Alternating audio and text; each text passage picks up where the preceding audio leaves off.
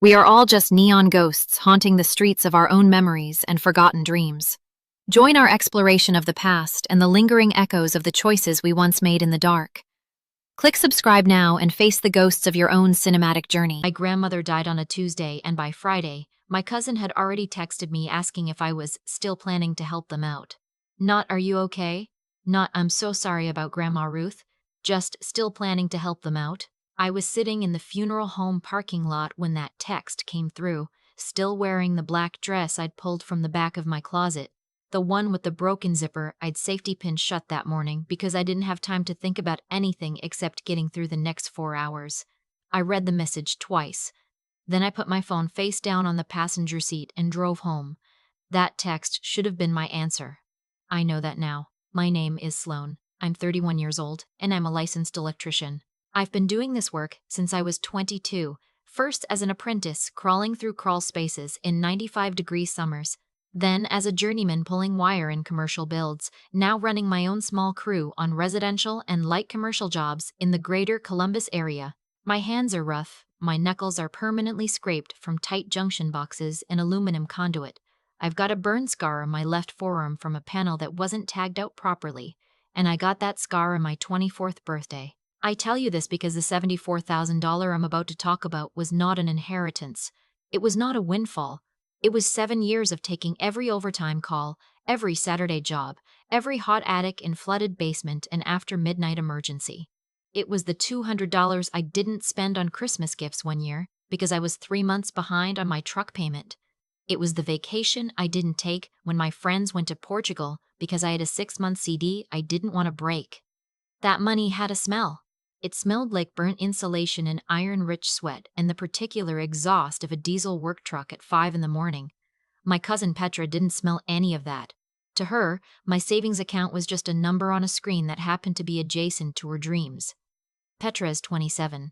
We grew up in the same house for 3 years after her parents split and her mom, my dad's sister, couldn't keep the apartment. My grandmother took them in. I was 11. Petra was 7. I used to let her sleep in my bed during thunderstorms, and I taught her how to ride a bike in the church parking lot down the street. I'm telling you this because I want you to understand that what I felt for Petra wasn't obligation, it was real. It was built out of real years and real small things, and it took a real long time to understand that the affection was not neutral in the way I thought it was. Petra wanted to open a boutique. Not a small one.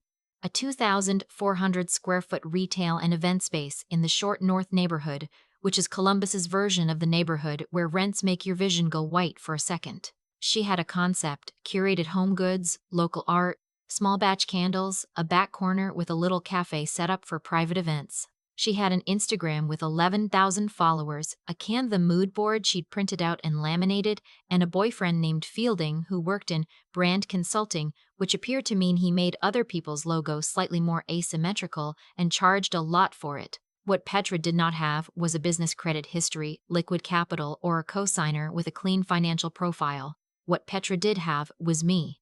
She came to my apartment in October, not to ask. She was very careful never to actually ask, not directly, not the first time. She came to talk through an opportunity. She sat on my couch and opened her laminated mood board on my coffee table and talked for 40 minutes about foot traffic data and demographic research and the anchor tenant 3 doors down that was pulling a desirable consumer bracket. She talked about her vision with the kind of fluency that only comes from having rehearsed it many times, probably with Fielding, probably while sitting in coffee shops they couldn't afford. And somewhere in the middle of all that, she said, "The SBA loan is basically approved. I just need someone with assets to co-sign the lease and the equipment financing. It's really just a formality." Just a formality? I asked her what the total obligation was if she defaulted. She waved her hand. "It won't default, Sloane. I've done the projections." I asked again. She told me. Combined liability on the lease and equipment note, $68,000. I told her I needed to think about it. I did think about it for 2 weeks. I called my own accountant, a woman named Greta who has been doing my books since I incorporated and who once talked me out of buying a work van that would have been a financial disaster. Greta said, co-signing a commercial lease for a retail startup in the current market is not something I would recommend. She said it the way Greta says everything, flatly, without drama, like she was reading from a terms and conditions document. I appreciated that about her. But then my grandmother got sick, and everything shifted. Grandma Ruth had been the gravity of our family for as long as I could remember. She was the person who answered the phone at 11 p.m. and didn't make you feel bad for calling. She was a person who had a pot of something on the stove whenever you came over, even if she hadn't known you were coming. When she was diagnosed with congestive heart failure in November and the prognosis came back the way it did, the whole family pulled toward her like weather. Petra came to every hospital visit. She held Grandma Ruth's hand and cried and looked devastated in a way that made everyone love her a little more. And one afternoon, sitting in the hospital cafeteria over terrible coffee, Petra leaned across the table and said very quietly, "Grandma always wanted someone in this family to do something real, something they built themselves. You know she'd want this for me." I sat with that. It pressed on me the way grief presses on things. It found the cracks. 6 weeks later, I co-signed. I co-signed the commercial lease. I co-signed the equipment financing for a commercial espresso machine, refrigeration units, and a custom shelving installation that Fielding had designed and that cost $11,000 more than the functional alternative because it had brand coherence. I also transferred $18,000 into a joint operating account we set up just to cover the first 6 months of overhead while revenue ramped up. Petra said it like that, while revenue ramps up, as if revenue were a thing that happened to you, like weather. My grandmother died in February. 2 weeks after we buried her, Petra posted an Instagram reel of herself walking through the empty boutique space, hands spread wide, narrating her founding story to her followers. She talked about her vision. She talked about her grandmother's spirit living in every corner of this space. She thanked her incredible support system. She did not name me. She did not tag me. She did not, at any point, acknowledge that the support system had a face and a name and a burn scar on its left forearm. I told myself it was an oversight. I told myself she was overwhelmed with the launch. I told myself a lot of things in that period that I have since stopped telling myself. The boutique opened in March. I attended the soft launch with a bottle of wine and a smile I'd practiced in the car. The space looked beautiful. I'll give her that. The shelving really did have brand coherence. There was a cheese board and good lighting and Fielding standing near the entrance like a human piece of decor. Then the calls started. The first one was in April. The espresso machine had a defective steam wand. The espresso machine had a defective steam wand.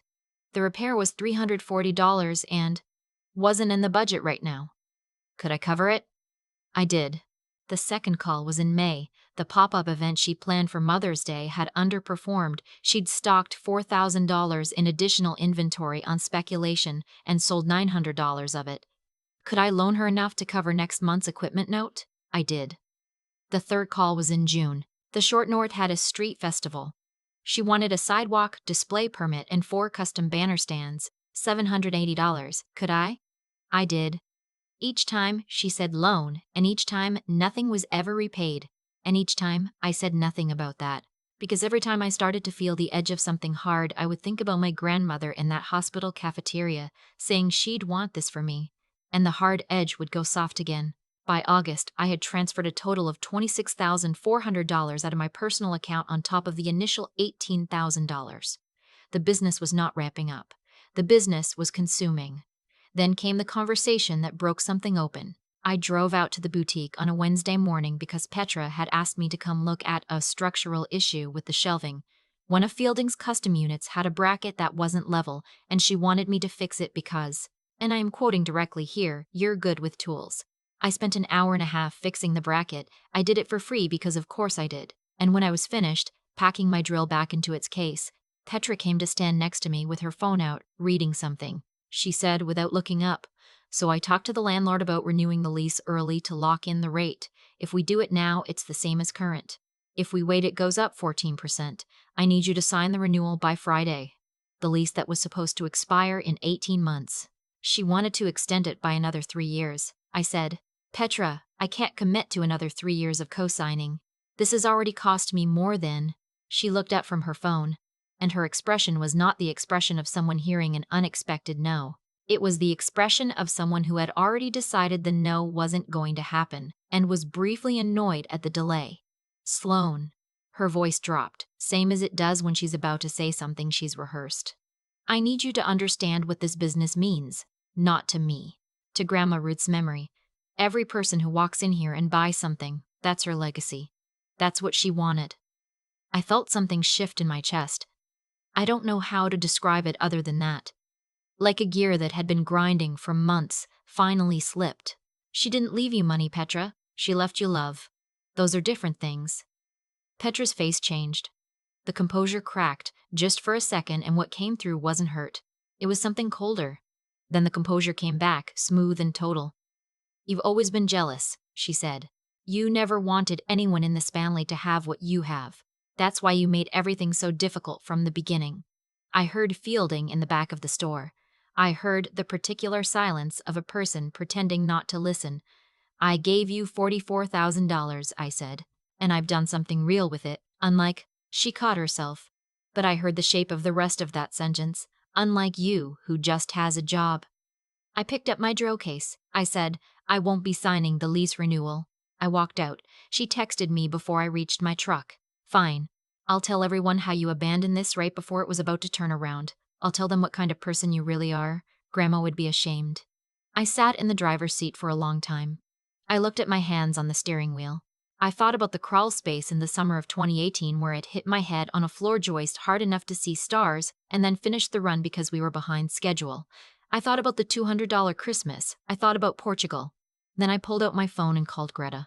I need to know my exact legal exposure if I give formal notice of intent to withdraw as co-signer, I said. Greta was quiet for a moment. Then, has something happened? Yes. Okay.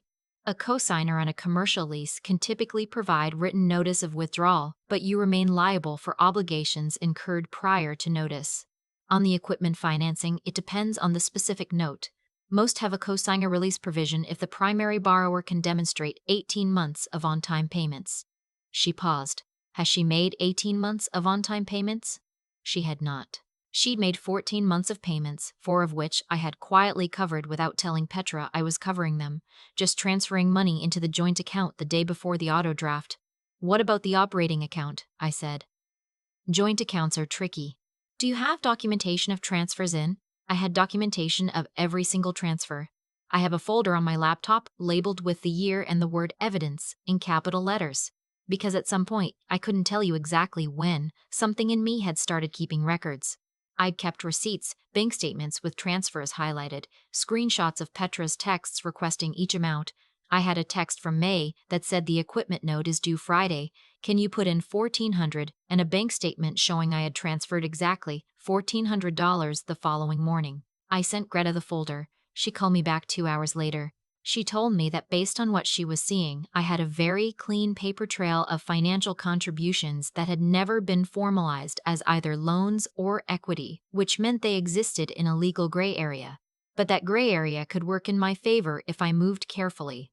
She told me to contact a business attorney before doing anything else. I called an attorney. Her name was Miss Okafor, and she reviewed everything in 3 days and came back to me with a letter, formal notice of cosigner withdrawal on the commercial lease, citing the unauthorized expansion of obligations beyond the original signed agreement, the equipment additions Petra had made without my knowledge, and for me demand for accounting of the joint operating account. Petra got the letter on a Thursday. By Thursday afternoon, she had posted an Instagram story, no text, just a voice memo playing over a black screen, her voice, crying, saying she had been betrayed by the one person she trusted most, that the business her grandmother had inspired was being actively sabotaged, and asking her followers to please hold space for her right now. 11,000 people held space for her. Several hundred left comments. About 40 of them were quite ugly about me specifically, even though she hadn't used my name, but she had mentioned, briefly, that the person who had betrayed her was a family member who had co-signed the lease, and in a community of 11,000 people who knew Petra. That was essentially a name tag. I didn't respond. I didn't post anything. I forwarded 3 of the ugliest comments to Ms. Okafor and asked if they constituted actionable defamation given the context. Ms. Okafor said, "Let's wait and see what she does next." What she did next was contact my uncle, her father, the one who'd left when she was 7, who I had not spoken to in over a decade, and who called my cell phone from a number I didn't recognize, and when I answered said, "Sloane, honey. Honey, I think there's been a misunderstanding." I said there hasn't been. He tried again. I let him talk for about 90 seconds, then I said, I have documentation of every dollar. If Petra wants to discuss this in a legal context, Ms. Okafor is available. If she doesn't, the withdrawal notice stands. Then I said goodbye and hung up. Here is what happened next, and I need you to understand that I did not engineer this. I did not plan it. I simply withdrew from an obligation I should never have taken on, and the consequences that followed were entirely constructed by Petra's own choices. The landlord, upon receiving my formal withdrawal notice, ran a new credit check on Petra as sole tenant. Her credit score had dropped since the original lease signing. The equipment financing had some late payment flags, which I now understood were not the four I'd covered, but additional ones I hadn't known about. The landlord came back and said they would require either a new cosigner with equivalent creditworthiness or a 6-month security deposit to continue the lease on its current terms. Petra had neither. She had been running the operating account down to almost nothing for months. After my formal demand for accounting, the bank flagged the account for review because the transaction pattern was inconsistent with the stated business purpose. During that review, it came out that Petra had been making transfers out of the joint operating account into her personal account, not salary, which would have been appropriate and documented, but irregular transfers at irregular amounts, 17 of them over 11 months, totaling a little under $22,000. That $22,000 was mostly my money. Ms. Okafor sent a second letter.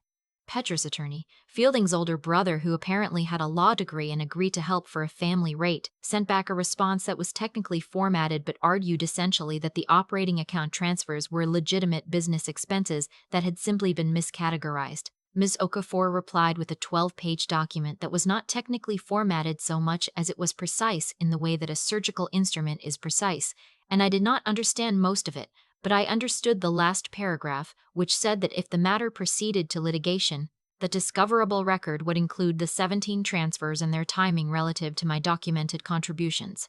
Fielding's brother did not send a third letter. 2 weeks after that, Petra closed the boutique. The landlord kept the remaining security deposit. The equipment financing company repossessed the espresso machine and the refrigeration units. The custom shelving, the $11,000 brand coherent shelving, was left in the space because nobody wanted it enough to pay to move it. Petra posted one final Instagram about the closure. She said the business had been a beautiful chapter that had run its course. She thanked her community. She said she was excited for what's next. She did not mention me. The settlement came 6 weeks after that. Not a courtroom. Not a dramatic confrontation. Just a document that Ms. Riddley, Okafor and Fielding's brother, negotiated over email, which Petra signed and which she agreed to repay $19,500 of the joint account transfers over 36 months, and in which she acknowledged that I had no further liability on the commercial lease or equipment note. $19,500. Not everything, but enough. The day I got the signed settlement document, I was on a job site, a kitchen renovation in Bexley, nice house, clients who brought us coffee in the morning and thanked us when we left. I read the email standing next to my truck in their driveway, still in my work boots, hand tool belt still on. I read it twice. Then I put my phone in my pocket and went back inside to finish running the circuit for the new range hood. My apprentice, a 23-year-old named Marcus, asked me if everything was okay because apparently I was smiling in a way that seemed out of context for installing a range hood. I told him everything was fine. Then I told him, never co-sign anything for anyone who has never asked you how you are. He wrote it down. I don't know why, but he actually wrote it down in the small notebook he keeps in his chest pocket, and that made me laugh, really laugh, for the first time in a while. I live in a different apartment now. Not nicer. Actually smaller. But I chose it, which is different. I chose it because it's 6 minutes from the best coffee shop I've ever been to, and 12 minutes from a trail I run on Sunday mornings, and because the lease has only my name on it. My bank account took a hit, but it came back. Money that comes from work comes back. That's the thing about earning it the way I earned it. It has a kind of muscle memory. It knows how to return. I don't talk to Petra. I don't think about her very much, and when I do, it's not with the hot coal feeling I used to have in my chest. It's more like looking at a scar. The scar on my forearm from the untagged panel. You stop noticing it eventually, but if someone asks, you can tell them exactly what happened and exactly what you learned. What I learned is this. There is a category of people in your life who love you conditionally, the condition being that you remain useful. You can feel the difference if you pay attention. When someone loves you, they ask about you. They notice when you're tired. They remember the thing you told them 3 months ago about the difficult client and ask how it resolved. When someone needs you, they talk about themselves. Every conversation is a hallway that leads back to their needs. You walk through it thinking you're connecting, and you come out the other side having been processed. Petra never once asked me how the business was going. In 7 years of me running my own crew, she never asked about a single job, a single difficult client, a single certification I'd worked for. She knew I was an electrician the way she knew I owned a truck, as a fact about my usefulness, not a fact about my life. There's something else. And I say this specifically because I've seen so many people, women especially, stay in these dynamics because they're waiting for the enabler to come around. In my case, the enabler was my uncle, the father who wasn't there, who reappeared exactly once when it was useful to Petra and disappeared again the moment I made clear there was nothing to extract. The enabler is not a victim. The enabler is a participant. He knew what Petra was doing or chose not to know, which amounts to the same thing. His phone call wasn't concern. It was a collection attempt. Do not waste your forgiveness on someone who is waiting at the door for what forgiveness will buy them. I have a crew of 4 now. We're booked 8 weeks out. On Friday afternoons, I try to finish early enough to get to the farmer's market before it closes, and there's a woman there who sells goat cheese and always remembers that I like the one with the herb crust, and she sets one aside for me. That is a small thing. It is also the kind of thing I did not have room to notice when I was busy carrying Petra's weight as if it were my own. Last month, my apprentice Marcus got his journeyman's license. I took him and the rest of the crew out for dinner. He brought his girlfriend.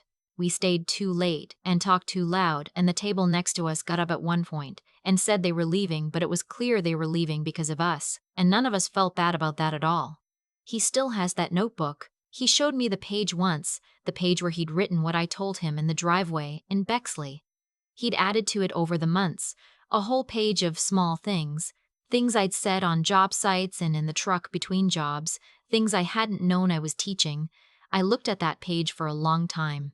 Grandma Ruth would have liked Marcus. She would have liked the notebook. She would have set a pot on the stove the first time he came over and made him feel like he'd been coming over for years. I think about her without the grief being the first thing anymore. I think about her voice, which was low and a little raspy, and the specific way she laughed at things she thought were genuinely funny, not polite laughter, but real laughter, from the stomach. I think about teaching Petra to ride a bike in the church parking lot. That kid was real. That love was real. It didn't survive what came after. But it was real when it was real, and I don't have to pretend otherwise. I also don't have to keep paying for it. My name is Sloane.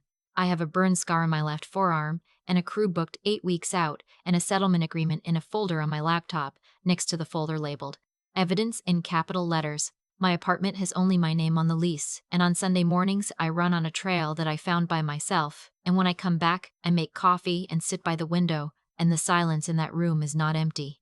It is mine. And if there is someone in your life who calls you only when the number changes, when they need a co-signature, a transfer, a favor, shaped exactly like your most exhausting skill, I want you to hear this. You are not an ATM with a memory. You are not a support structure with feelings. You are not obligated to build someone else's dream on the foundation of your own sacrificed years. Close the account. Give notice. Walk out to the truck. The silence on the other side is not loneliness. Give it a week. You'll learn to tell the difference. I've thought a lot about the exact moment things broke open for me. Not the moment Petra said, "You've always been jealous." That stung, but it wasn't the break. Not the moment I found out about the 17 transfers. Not even the moment I read the settlement documents standing in someone else's driveway in my work boots. The actual break was earlier. It was that text in the funeral home parking lot. Still planning to help them out. My grandmother had been dead for 72 hours, and Petra's first instinct was to make sure the pipeline was still open. I didn't recognize it as the break in the moment. I put my phone face down and drove home and told myself she was grieving too, just differently. But something registered. Something quiet filed it away. I think that's what intelligence actually looks like in real life. Not the dramatic realization, not the sudden clarity. It's the quiet filing. It's the part of you that starts keeping records before you consciously decide to keep records. It's why I had that folder on my laptop, the one I'd labeled Evidence in capital letters without fully understanding why. Some part of me already knew. I just hadn't let myself catch up yet. Here's what I understand now about the way this kind of dynamic works. It doesn't start with cruelty. It starts with love, real love, the kind I had for the 7-year-old who slept in my bed during thunderstorms. And then, very slowly, over years, the love gets borrowed against. Not stolen outright. Borrowed, in small enough increments that each one feels survivable, even reasonable. It's just a formality. It's just a repair. It's just one more month. The borrowing accumulates and the love thins, and you don't notice the thinning because you're too busy looking at each individual transaction and deciding it's not the one you'll refuse. What I refused to see for a long time was that Petra's choices had their own logic, their own internal consistency, and that logic was simply, Sloane will cover it. That was not cruelty for its own sake.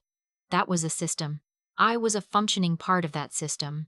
And systems don't break down because someone feels bad about using them. They break down when the part stops functioning. I stopped functioning. I gave formal notice. And the system, the lease, the equipment note, the operating account, all of it collapsed under the weight of what it had always actually been, a structure built on someone else's foundation with no load-bearing capacity of its own. That's not punishment. That's just physics. What I want to say about Greta and Ms. Okafor is this. Find the people in your life who speak to you in plain sentences, not people who tell you what you want to hear. People who say, I would not recommend this and mean it, and trust you to hear it. Greta told me in October that co-signing a commercial lease for a retail startup in the current market was not something she would recommend. I heard her. I just didn't listen yet. But when I called her back from that parking lot, she picked up and she got to work and she didn't say, I told you so once. That's what real support looks like. It doesn't require anything from you except your honesty. The last thing I want to say is about the notebook. Marcus, my apprentice, has a notebook where he writes things down. He wrote down something I said in a driveway in Bexley on the day I read the settlement email. He's added to it over months, a whole page of small things. I didn't know I was teaching anything. I was just getting through the days. But that's how it works. The actual transmission of something useful happens sideways, in driveways, in trucks, between jobs, in the specific way you don't fall apart when you have every reason to. You hold yourself together, not because it's impressive, but because the work is still there and the work still matters and someone younger is watching and they write it down. That's worth more than any co-signature I ever gave.